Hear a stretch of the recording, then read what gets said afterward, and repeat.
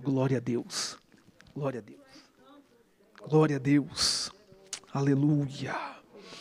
Aleluia. Aleluia. Aleluia. Meus irmãos e irmãs, recebam a paz do Senhor. Aleluia. É com muito carinho e muita honra que eu me coloco diante dos senhores e senhoras para vos falar a palavra de Deus nessa data tão maravilhosa. Nós tivemos um dia de muita alimentação, de boa comida espiritual. Eu passei o dia com o nosso pastor ali na igreja sede.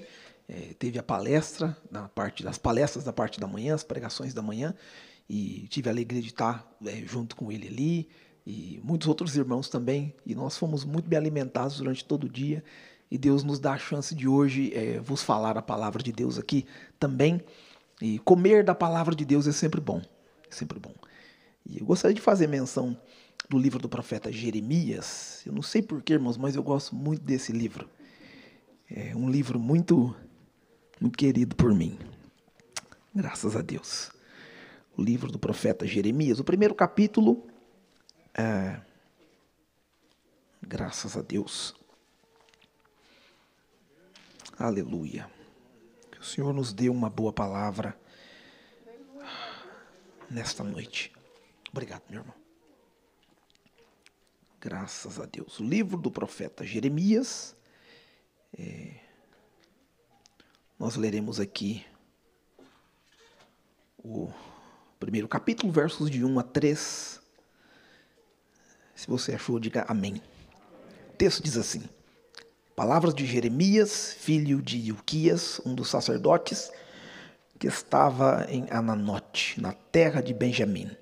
A palavra do Senhor veio a ele no 13º ano do reinado de Josias, filho de Amon, rei de Judá. Veio também nos dias de Joaquim, filho de Josias, rei de Judá, até o fim do 11º ano do reinado de Zedequias, filho de Josias, rei de Judá.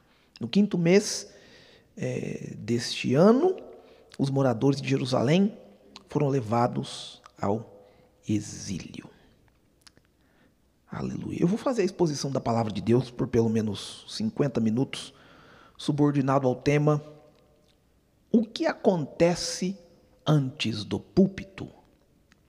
O que acontece antes do púlpito? Pode se assentar. Amém. Graças a Deus.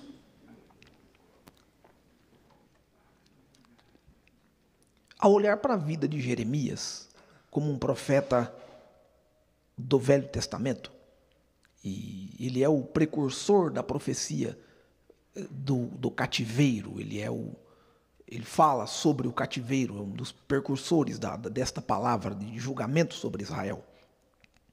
Analisando todo o seu contexto profético, o tempo de profecia que Jeremias tem, nós podemos concluir que ele pode ser um exemplo muito claro para nós obreiros nos dias de hoje.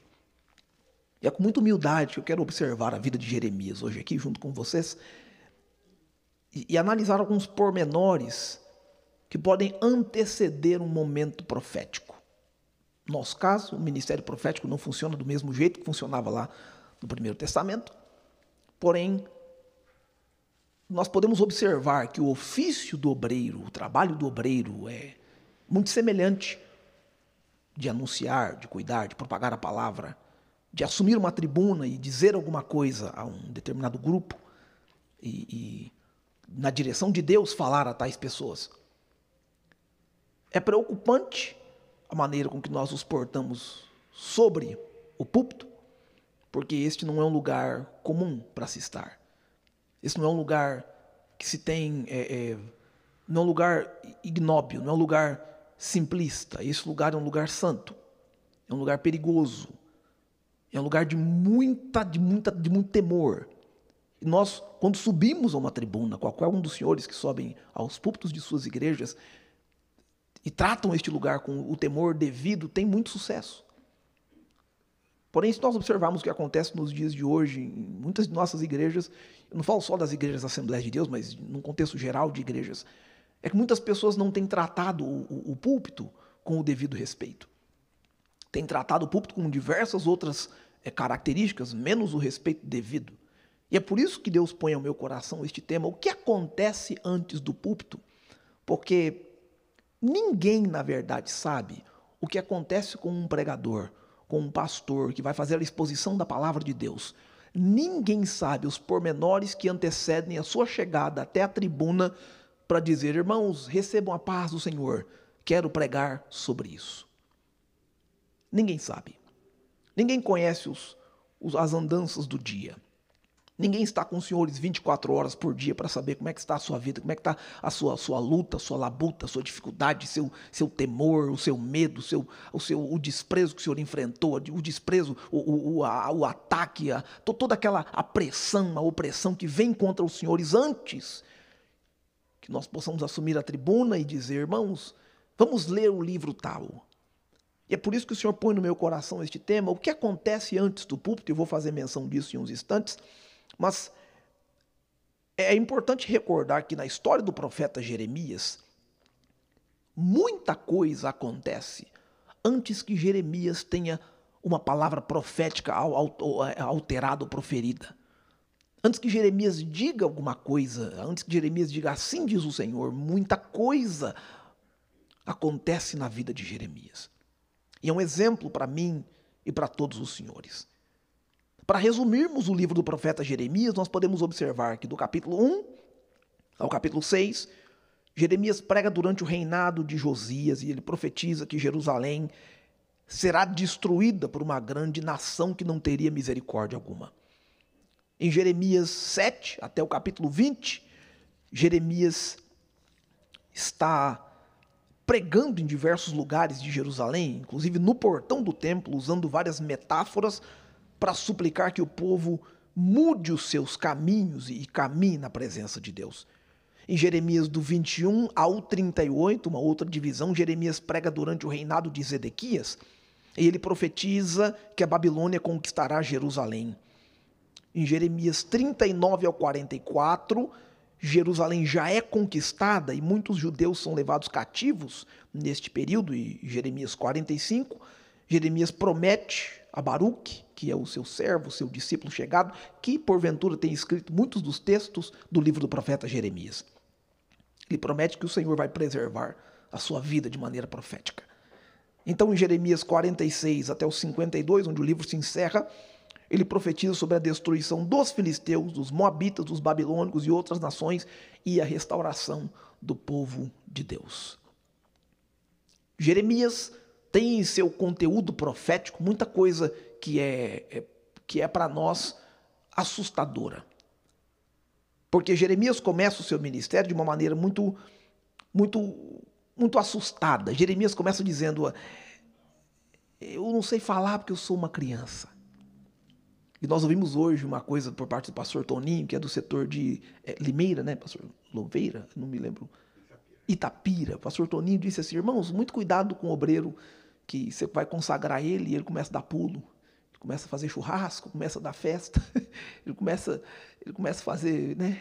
Ele solta fogos, põe bombinha na porta de casa, ele põe uma faixa dizendo: muito cuidado, porque isso aqui é luta.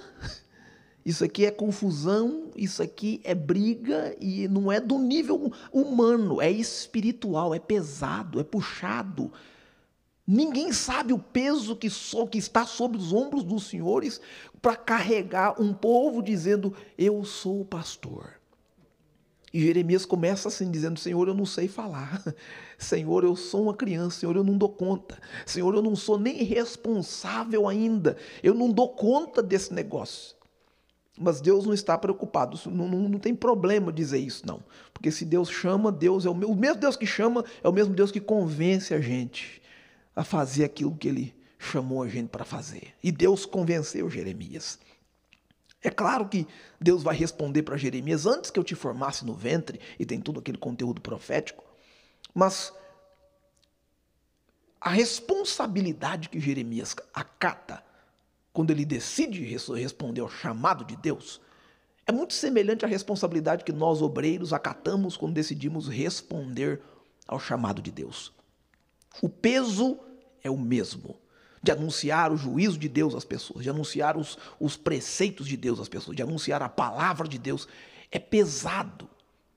E antes que isso aconteça, tem alguns fatos que acontecem. Eu vou citar aqui 4 fatos que acontecem antes do púlpito.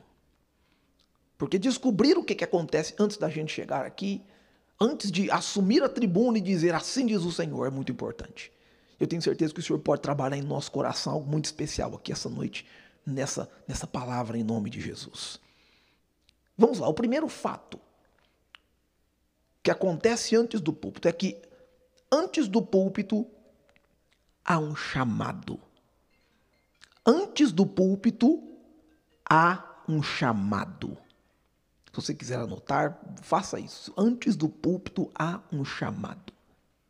Irmãos, nós precisamos compreender que para chegar ao lugar onde Deus deseja que nós chegamos, deve haver um chamado. E quem chama é Deus. Quem chama é Deus. Nós aqui não fomos chamados por parceiros, por amigos, por colegas, por compadres, por comparsas. Não fomos chamados por cunhas, por amigo, do meu amigo, do primo do meu pai. Nós somos chamados por Deus. Qualquer que seja a posição no ministério que alguns de nós ocupam hoje aqui, o chamado é de Deus. Foi Deus quem chamou.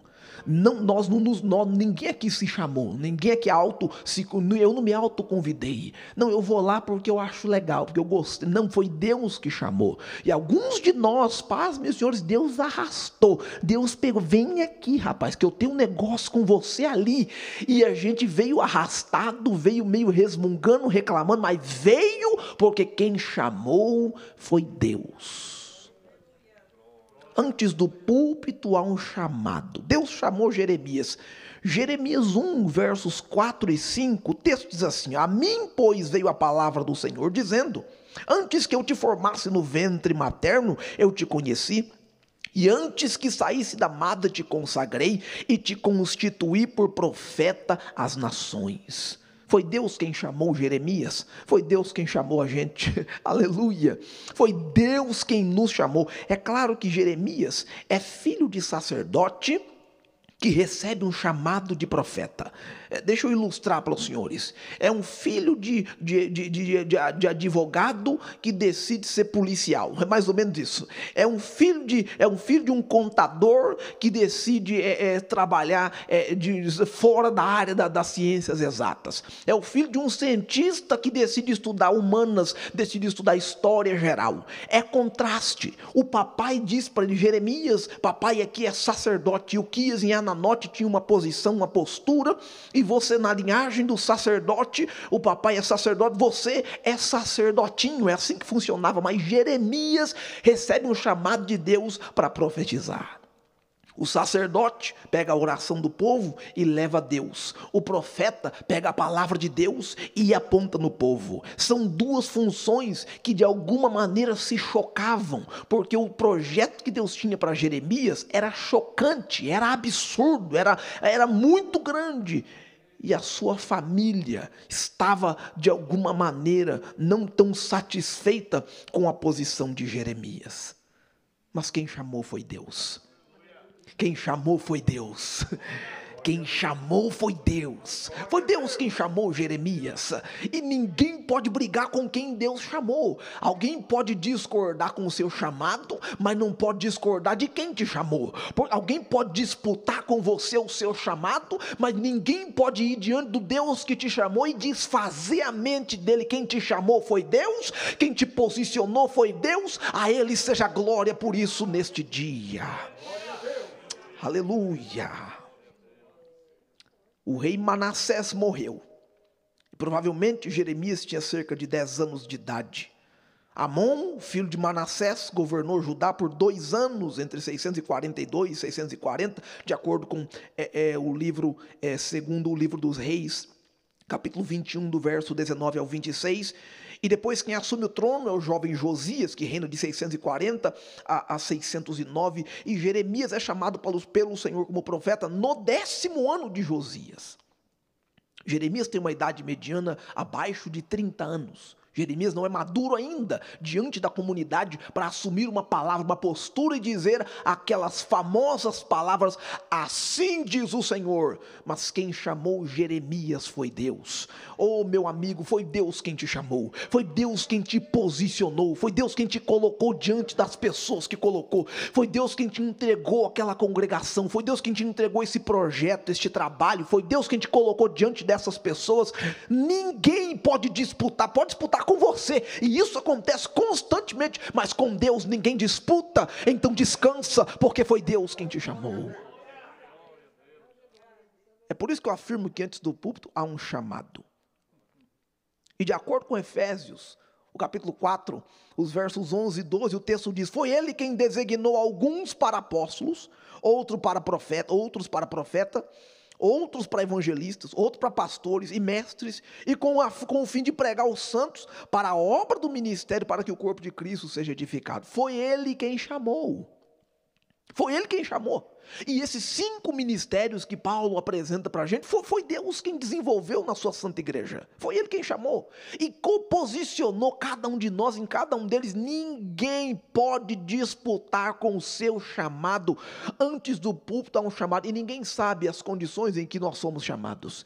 Ninguém sabe a hora da madrugada que Deus tocou na gente. Ninguém sabe a hora do dia em que você estava lá com a cabeça quente, preocupado com isso e com aquilo. E o Espírito Santo te cutucou e diz: vem aqui e vem fazer esse serviço para mim. A dificuldade é entrar em contraste com o meu desejo, a minha vontade e a vontade de Deus, porque é diferente eu gritar dizendo: Senhor, me ajuda a fazer tal coisa, mas é diferente Deus aparecer e dizer: fulano, eu tenho um negócio para você fazer, vem aqui fazer junto comigo. E quando Deus chama, é diferente do tempo em que eu chamo Deus para me ajudar. É claro que se a gente seguir lendo o texto, a gente pode entender na vida de Jeremias e traduzir para o nosso tempo, é que não é o púlpito que faz um pregador, mas é o pregador que dignifica o púlpito. O púlpito não faz o pregador porque ele é uma posição, é um lugar. Porém, o pregador é o agente instrutivo de Deus. É Deus quem na vida do pregador opera o querer e o efetuar, e é por ele que Deus expõe a sua divina palavra. É tamanha essa responsabilidade. É grande essa responsabilidade. É tão grande que o profeta Amós, quando foi incumbido de profetizar, no seu capítulo 7, e os versos 14 e 15, diz assim: eu não sou profeta, nem discípulo de profeta, mas eu sou boiadeiro e colhedor de figos ou sicromos.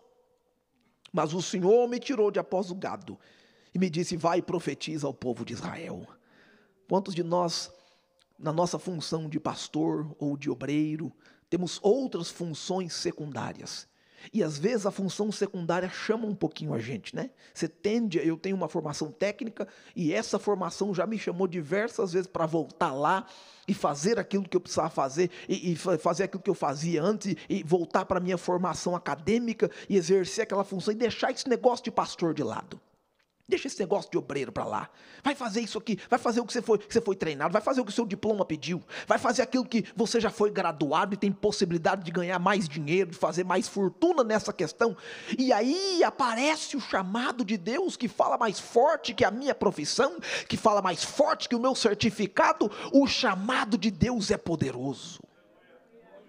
Aleluia, bendito seja Deus nesse dia. Deus não está à procura de grandes oradores. Grandes oradores não têm habilidade de púlpito, eles têm habilidade com a plateia.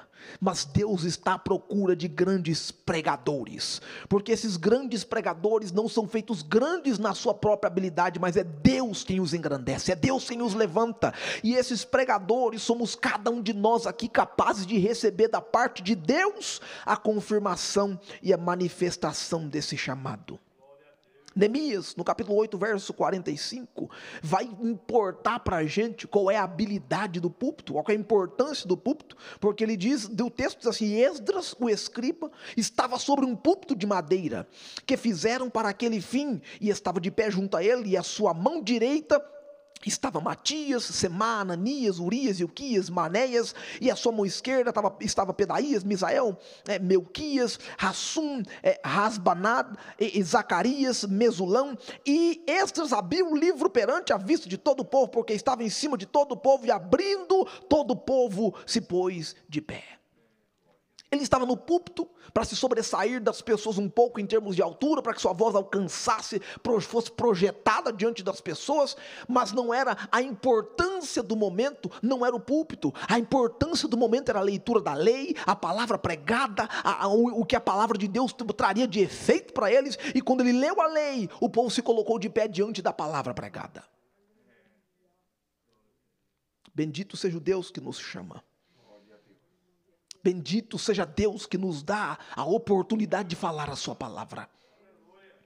E aí, ao observar o que Paulo vai dizer em a primeira carta que ele escreve aos Coríntios, e no capítulo 2, versos de 1 a 5, ele traz para a gente um refrigério de alma, porque ele está dizendo assim aos irmãos: eu, irmãos, quando fui ter com vocês anunciando o testemunho de Deus, não fiz com ostentação de linguagem ou de sabedoria, porque decidi nada saber entre vós, senão a Jesus Cristo, este crucificado, e foi em fraqueza, temor e grande tremor, que eu estive entre vós. A minha palavra e a minha pregação não consistiu em linguagem persuasiva de sabedoria, mas em demonstração do Espírito Santo e de poder, para que a vossa fé não se apoiasse em sabedoria humana, mas sim no poder de Deus.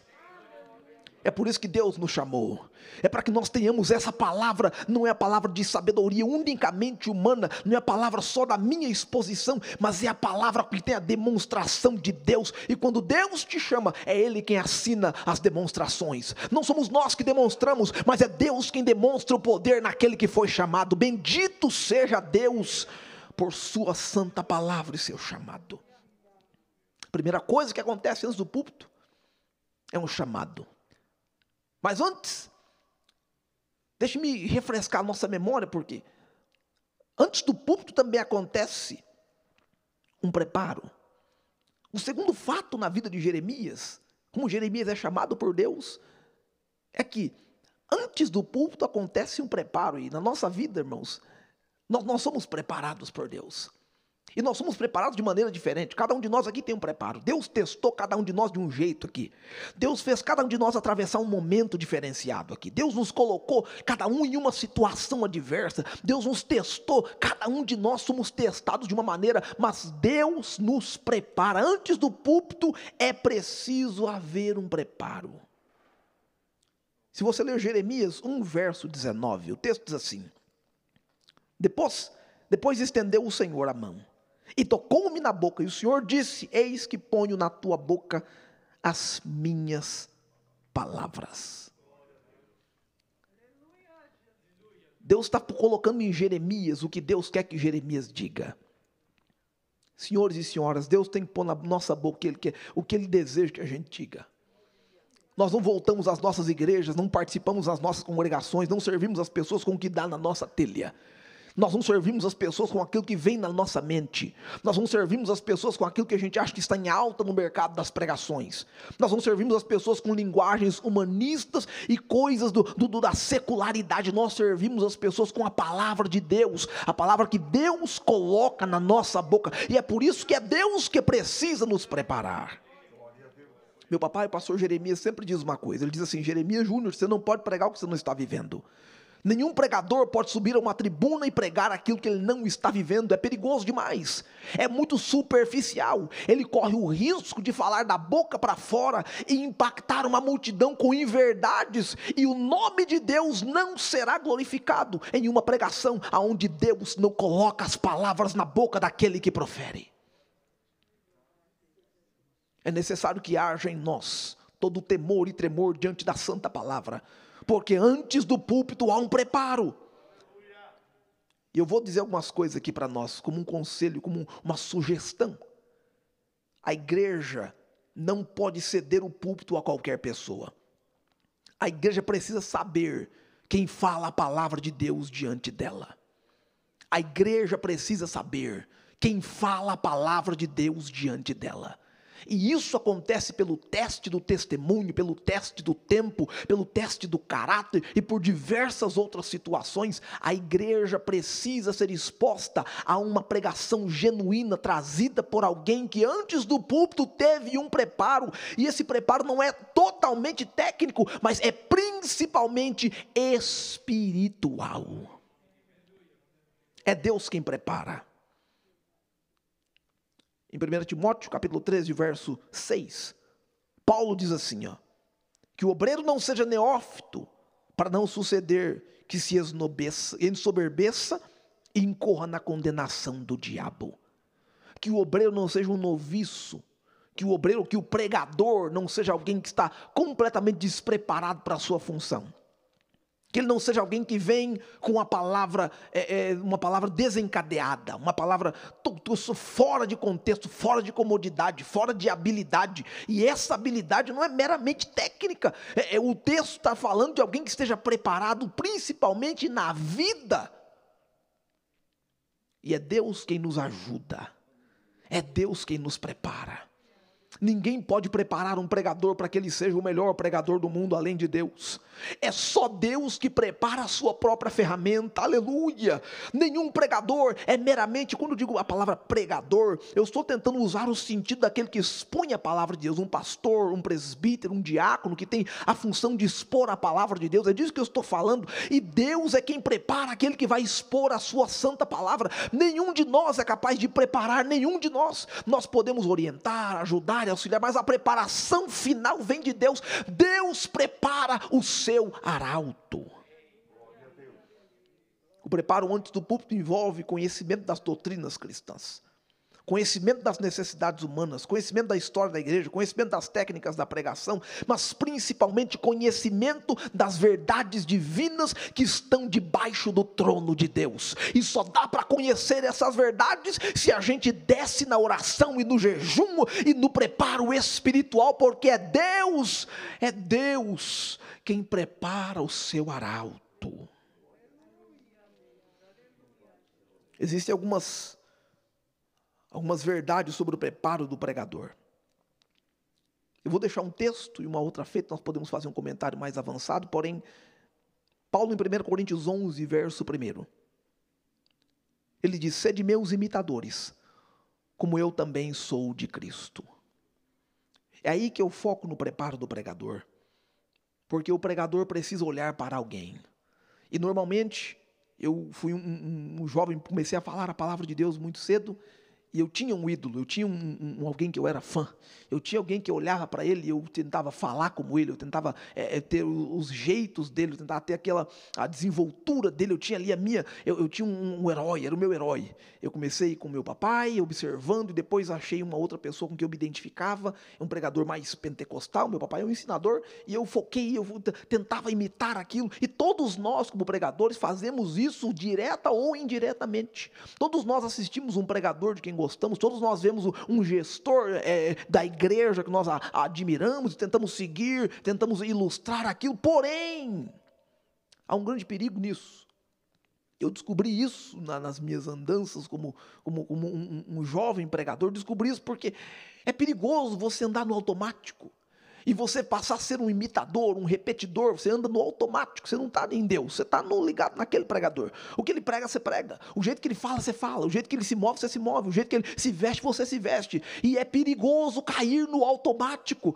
Mas aí, aleluia, pelo Espírito Santo, porque o Espírito Santo pode usar uma situação como essa para abrir o olho de um pregador. E o meu olho foi aberto, aleluia por isso. Os meus olhos foram abertos pelo Espírito Santo, que eu precisava descer ao trono da graça e buscar a inspiração do trono, descer diante de Deus e aprender dele, receber dele, buscar nele, comer dele, entrar na presença do Pai e dali tirar o sustento para a minha vida ministerial. Ele me ajudou, ele foi cuidando de mim, ele foi me preparando. Antes do púlpito há um preparo, e se a gente começa a se comparar, não dá certo. Se eu começo a te imitar, não dá certo. Mas sede meus imitadores como eu sou de Cristo. Cristo é o padrão, Jesus é o padrão de imitação do grande pregador. Em terceiro lugar, e eu começo a encerrar agora, Primeiro, antes do púlpito há um chamado. Segundo, antes do púlpito existe um preparo. Em terceiro, antes do púlpito há uma luta. Eu quero focar nesse texto por uns momentos aqui. Antes do púlpito há uma luta, para dizer aos senhores que nenhum de nós está aqui com facilidades. Não é fácil deixar a sua casa de um dia de semana, alguns dos senhores moram longe, mas virem aqui na quarta-feira para ouvir uma palavra de Deus. Ou às vezes pregar a palavra de Deus. E talvez até na sua própria congregação, onde o senhor prega, onde o senhor congrega, serve, onde o senhor serve as pessoas e participa e entrega a palavra de Deus. É difícil sair de um dia longo de trabalho, de uma jornada que seja na semana, e na terça-feira, ou na sexta-feira, ou na quinta-feira, trazer uma palavra de Deus às pessoas que estão ali. Ninguém sabe como é que foi o dia, ninguém sabe a luta que foi em casa. Às vezes no carro tem um argumento vindo com a esposa, e chega na igreja e diz: aleluia, glória a Deus, bendito seja o Senhor.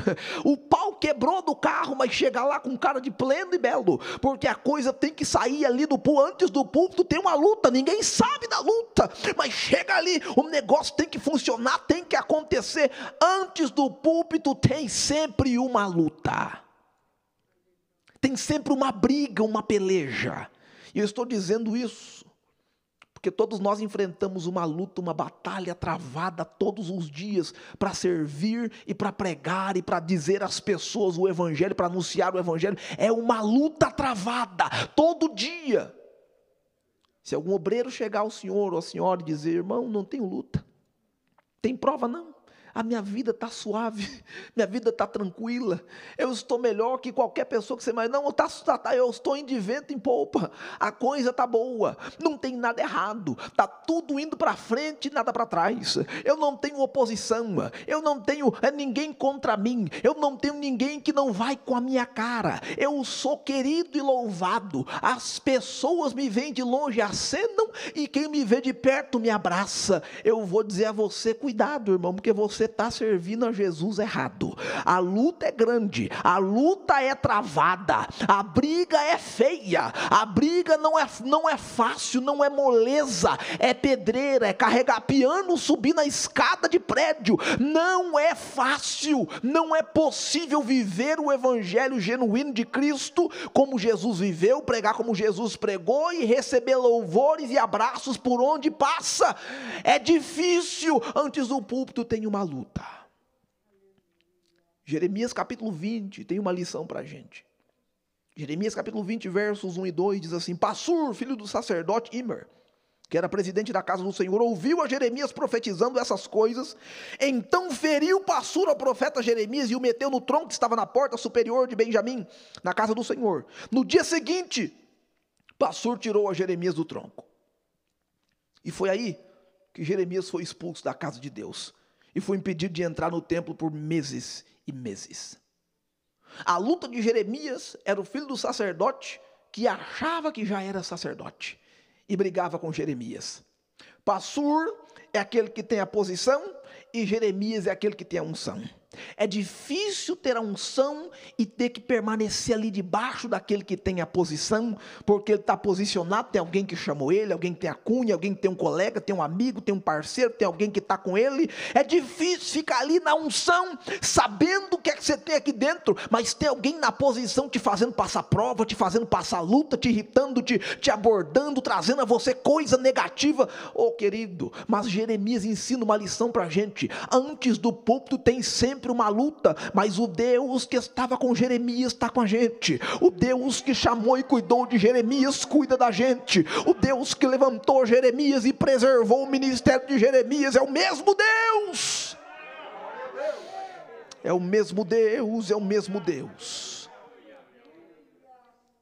O pregador que usa o púlpito antes de ter enfrentado uma luta é completamente diferente daquele que não atravessou nada.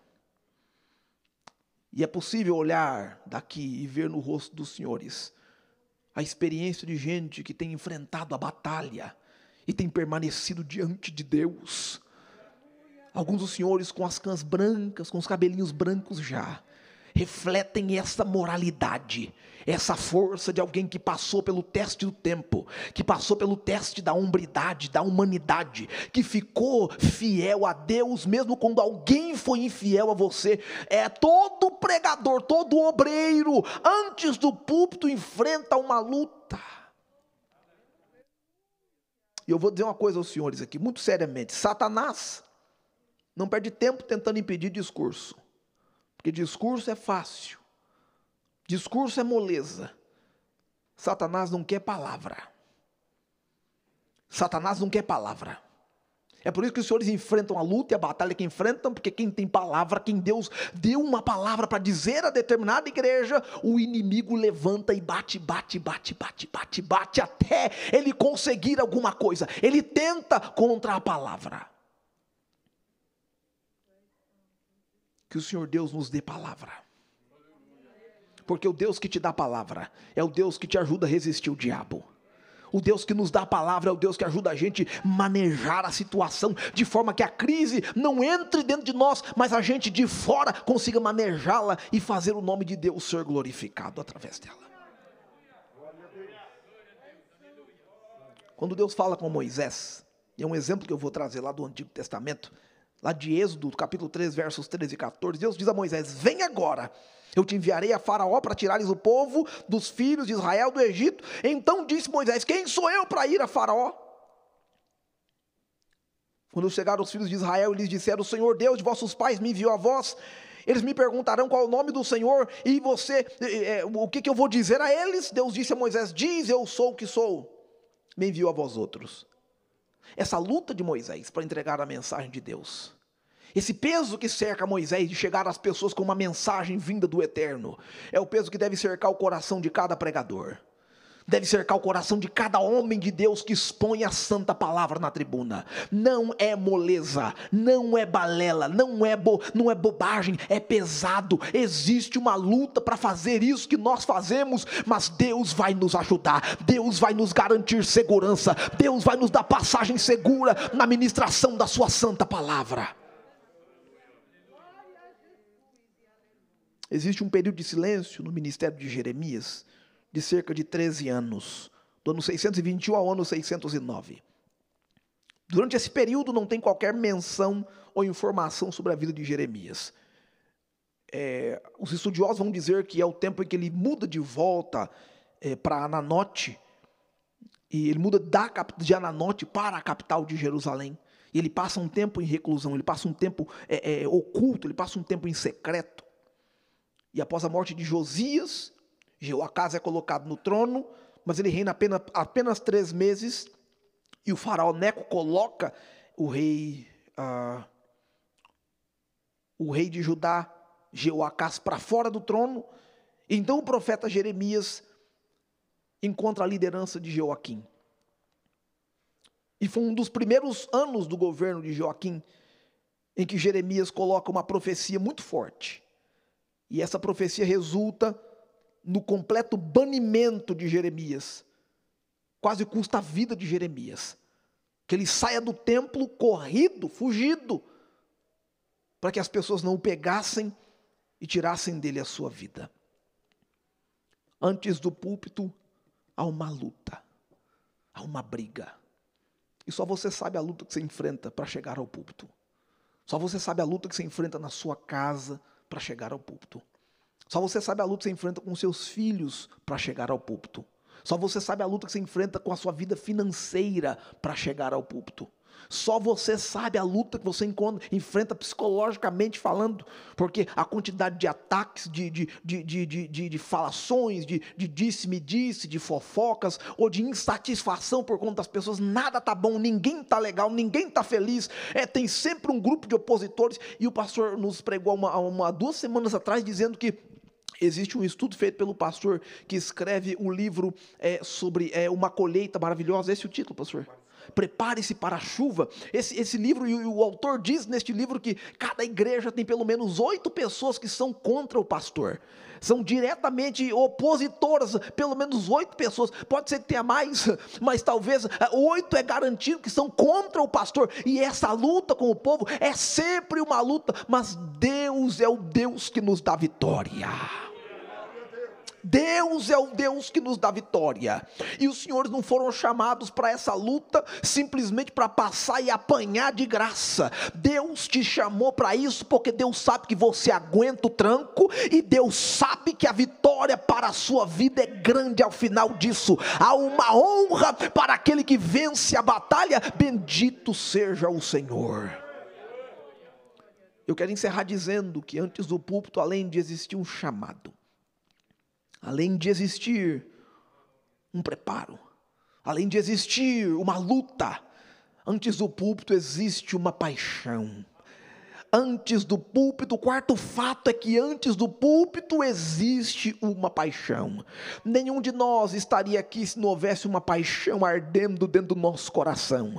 Nenhum de nós abraçaria a obra de Deus se não houvesse uma paixão ardendo dentro da gente. Nenhum de nós deixaria alguns afazeres comuns que pessoas comuns fariam se não houvesse algo ardendo dentro do nosso coração. Deus te chamou porque Ele depositou dentro de você uma paixão diferenciada pela obra, uma paixão diferenciada pelas almas, uma paixão diferenciada pelo projeto de Deus.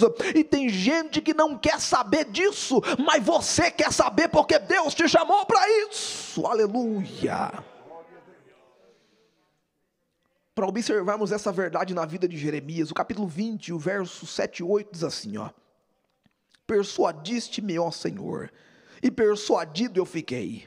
Mais forte do que eu prevalecestes. Sirvo de escárnio todo dia. Cada um deles zomba de mim, porque sempre que eu falo, eu tenho medo de gritar e clamar violência e destruição, porque a palavra do Senhor se tornou um opróbrio, um ludibrio todo o dia.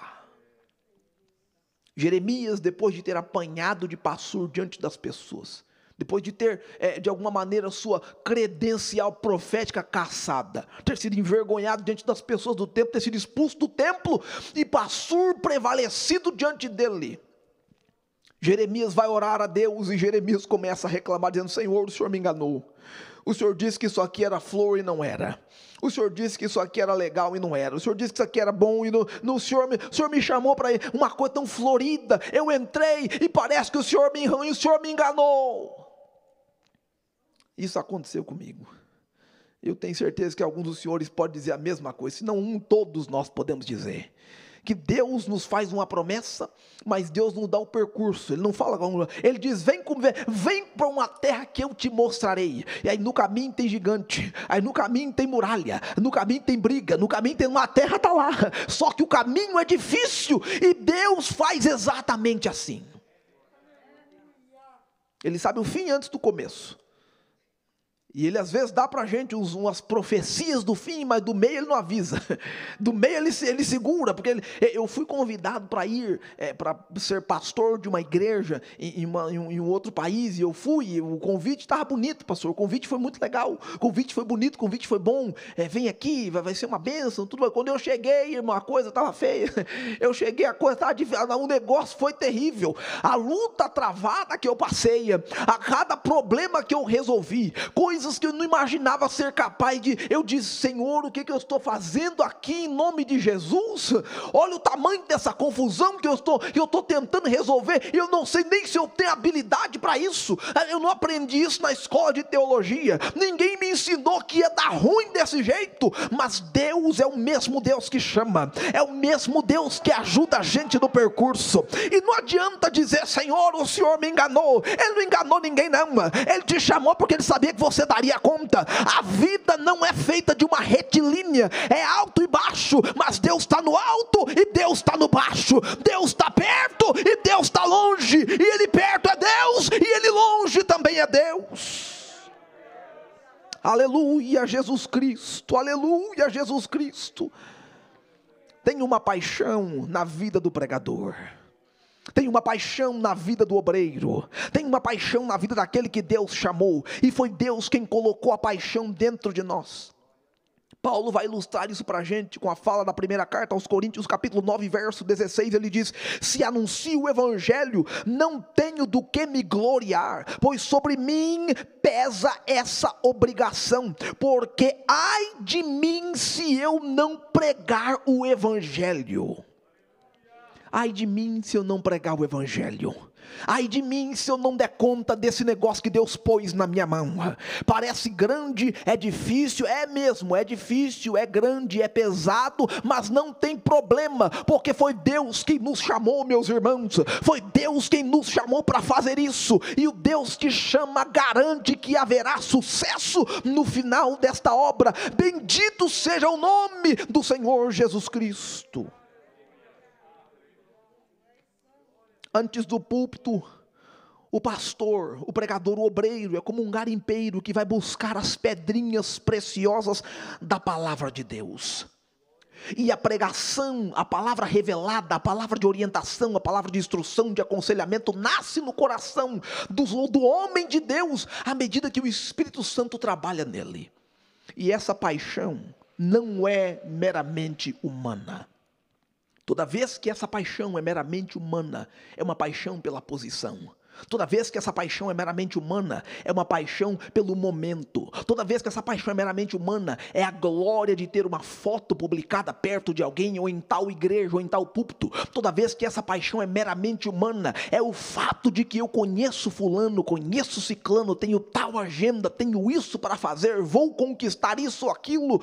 A paixão que Deus coloca na gente é maior do que isso, é superior aos escalões humanos. Deus coloca em nós o desejo e a paixão pela profundidade da revelação da sua palavra, e isso é que nos faz ser quem somos, porque pela palavra a gente constrói, pela palavra a gente organiza, pela palavra a gente arruma, pela palavra a gente reposiciona, pela palavra a gente conserta, pela palavra a gente traz o refrigério, pela palavra traz conserto, pela palavra traz exortação, pela palavra tira, pela palavra coloca, pela palavra levanta, pela palavra arruma, pela palavra de Deus no coração do pastor, no coração do pregador. Aleluia, aleluia. O profeta Jeremias profetiza por 31 anos o reinado de Josias, 1 ano no reinado de Joacás, 11 anos no reinado de Joaquim, 1 ano no reinado de Joaquim, e então ele profetiza por mais 11 anos no reinado de Zedequias. Somando tudo isso, dá quase 60 anos de ministério da vida de Jeremias. Você já imaginou alguém passar 60 anos apanhando? 60 anos tendo a sua profecia rejeitada? Por quase 60 anos levando esporro para lá, levando tapa para cá, levando empurrão para cá, levando uma chinelada para lá, levando alguém bateu, alguém excluiu, alguém reposicionou, alguém tirou, alguém colocou ele de lado, alguém deixou ele sem falar, alguém proibiu ele de ir ali, alguém trancou ele no tronco, alguém jogou no calabouço, alguém proferiu palavras de maldição contra ele. Você já imaginou um ministério sofrido como esse? E Jeremias tem uma resposta para a gente, aleluia. Jeremias tem uma resposta do porquê ele continua, do porquê ele permanece. E alguém pode dizer a você: por que você permanece? Por que você continua? Por que você insiste? Esse povo é ruim, esse povo é deselegante, esse povo é mal agradecido, esse povo é chato, esse povo é turrão, esse povo não respeita, esse povo não vai para frente, esse povo fala nas suas costas. Por que você continua? A palavra de Jeremias refresca nosso coração. E deixa eu dizer a você o que Jeremias fala no capítulo 20, a partir do verso 9 até o verso 13. Oh, aleluia! Olha o que Jeremias diz para a gente: quando pensei, eu não me lembrei dele, aleluia, e dele já não falei seu nome. Como Jeremias está dizendo assim, ó, eu não quero mais pregar, eu não quero mais falar, eu não vou fazer mais menção do Senhor. Quando eu pensei, eu não vou mais lembrar do Senhor. Quando eu penso, eu não quero mais pregar nada. Quando eu penso, eu não quero mais fazer menção da palavra de Deus. Ele diz assim, ó, é como fogo, aleluia, é como fogo que está dentro de mim, mim, oh bendito seja Deus. É como um fogo ardente, a sua palavra é no meu coração, como um fogo ardente, encerrado nos meus ossos, e já desfaleço, porque eu não consigo resistir. A palavra de Deus é fogo no seu coração, a palavra de Deus é fogo no coração do pregador, a palavra de Deus é fogo no coração do pastor. É por este fogo que a gente permanece, é por esse fogo que a gente continua. Bendito seja Deus. Ele ainda diz uma palavra profética, e ele diz assim, ó: porque ouvi a murmuração de muitos, há terror por todos os lados, denunciai e o denunciaremos. Todos os meus íntimos amigos que aguardavam de mim que eu tropeçasse, diziam: bem pode ser que ele deixe-se persuadir, então prevaleceremos contra ele, e dele nos vingaremos. Mas o Senhor está comigo, como um poderoso guerreiro, e por isso tropeçarão os meus perseguidores, e não prevalecerão, serão sobremodo envergonhados. E porque se não houverem sabiamente, eles sofrerão afronta perpétua, que jamais se esquecerá. Ele louva a Deus dizendo: tu, pois, Senhor, Deus dos exércitos, que prova o justo, esquadrinha os afetos e o coração, permite, veja, que eu veja a tua vingança contra eles, pois confiei a minha causa ao Senhor. Cantai ao Senhor Deus, louvai ao Senhor, pois livrou a alma do necessitado das mãos dos malfeitores. Bendito seja Deus. É Deus quem te chama, é Deus quem te levanta, é Deus quem põe no nosso coração a paixão pela pregação, pelo evangelho. E eu quero concluir as minhas palavras dizendo que antes do púlpito acontece muita coisa, até chegar a este momento de falar a palavra do Senhor, até chegar o momento de aconselhar alguém, até chegar o momento de cumprir uma meta, até chegar o momento de batizar uma alma, até chegar o momento de falar uma palavra de correção. Acontece muita coisa, mas em tudo isso que acontece, Deus está contigo, Deus está contigo, Deus está contigo, Deus está contigo. É Deus que te levanta, é Deus que Ele vai na sua frente e fala seu nome às pessoas. É Deus que vai diante dos senhores e garante que existe sucesso apesar da luta, existe sucesso apesar da batalha, existe sucesso apesar de tudo que você sente, existe sucesso apesar das incertezas do coração, existe sucesso apesar do medo, existe sucesso porque Deus está contigo. Em nome de Jesus, receba essa palavra e seja abençoado por ela, porque o Senhor Deus assina o nosso ministério. Você pode dizer amém por isso nessa noite. Aleluia, aleluia, aleluia, aleluia, aleluia. Muita coisa acontece antes do púlpito,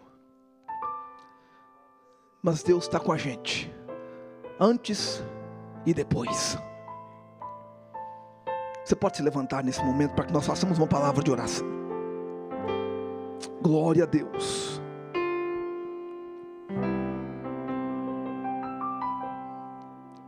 Sonda-me, Senhor, e me conheces. Quebranta o meu coração, transforma-me conforme a tua palavra e enche-me até que em mim se ache só a ti. Então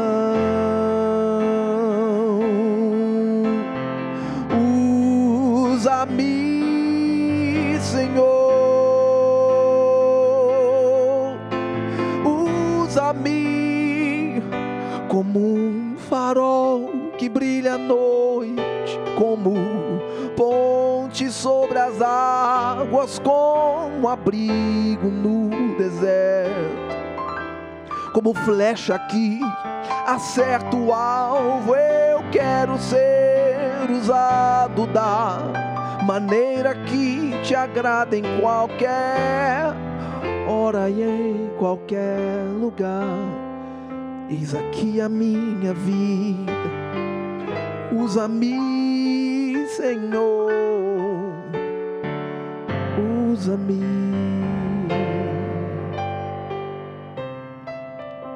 Oh Deus, tem misericórdia de nós. Só o Senhor conhece a nossa história e o que aconteceu para que nós chegássemos aqui neste dia. Só o Senhor conhece as lutas, os desprezos, as batalhas, as rejeições, as portas fechadas, as palavras negativas, a luta, o preparo, o chamado, a paixão. Só o Senhor conhece a essência de cada obreiro aqui essa noite. Mas nós bendizemos o Teu nome, porque o Teu chamado nos carregou até aqui e nos levará adiante. Bendito seja o Senhor por cada pastor, por cada obreiro nesta casa, que recebe do Senhor o encorajamento para prosseguir e dar conta do chamado que o Senhor entregou nas nossas mãos. O Senhor é conosco, o Senhor nos fortalece, o Senhor nos levanta, o Senhor nos anima, o Senhor nos ajuda, o Senhor nos projeta. Bendito seja o Teu nome, ó Deus, o Deus que nos dá a vitória, o Deus que nos dá a palavra. Bendito seja o Senhor neste dia. Ó Pai, seja louvado o Teu nome na vida das famílias do Teu povo, na vida das famílias dos Teus obreiros. Bendito seja o Senhor na vida de cada um deles agora. Oramos por preservação, por sucesso, por objetivo, para que eles atinjam as metas propostas para este ano, para que o Senhor projete neles, ó Deus, a sua santa palavra. Eles sejam, ó Deus, o arauto do Senhor aonde quer que eles preguem e anunciem o Evangelho, em nome de Jesus. Bendito seja o Senhor na vida deles, bendito seja o Senhor nas nossas vidas. Te agradecemos, ó Pai, em nome de Jesus, em nome de Jesus.